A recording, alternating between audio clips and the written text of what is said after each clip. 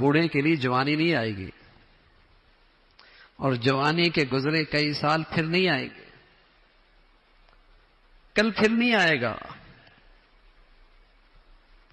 اور یہ وقت رکتا بھی نہیں ہے۔ برف کتنا پگھل رہا ہے، 40 سال گزر گئے۔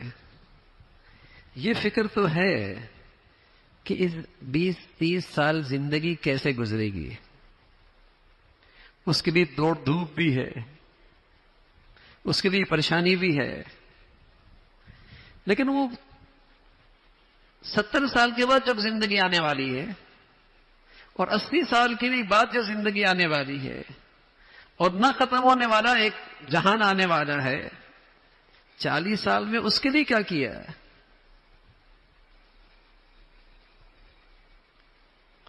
60 سال کی عمر میں یہ خیال تھا ہوتا ہے کہ بچوں کے لیے کیا کر دیا، بیٹیوں کے لیے کیا رکھا ہے،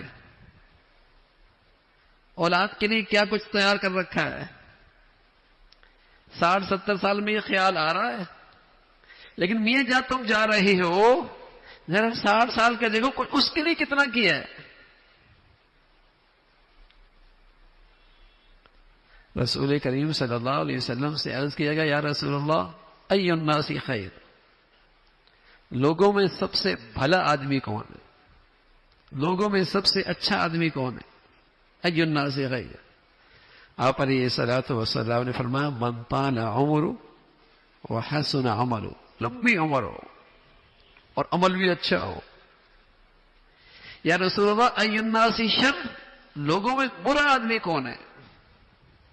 فرمایا من طال عمرہ، جس کی عمر لمبی ہو، وساء عملہ، لیکن عمل خراب ہو۔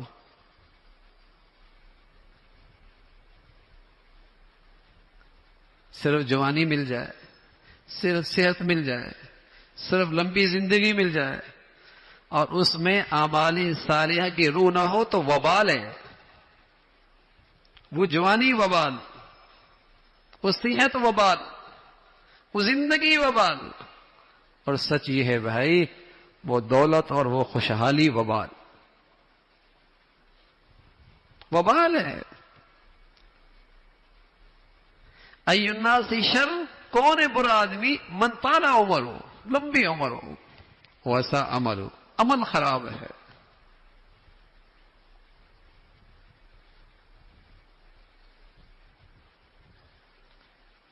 جوانی تبھی نعمت ہے نا بھائی، صحت تبھی نعمت ہے جب اس میں اللہ راضی ہو رہا ہے،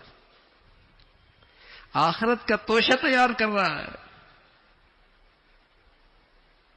ورنہ تو وبال ہے۔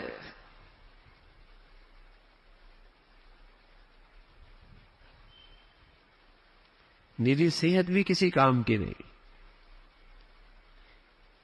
نیری اعصاب کی مضبوطی بھی کسی کام کی نہیں ہے۔ ارے بھائی نیری زندگی بھی کسی کام کی نہیں۔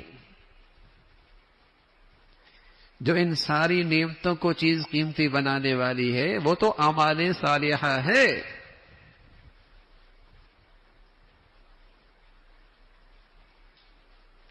صحت خراب ہو جائے پریشانی ہوتی ہے،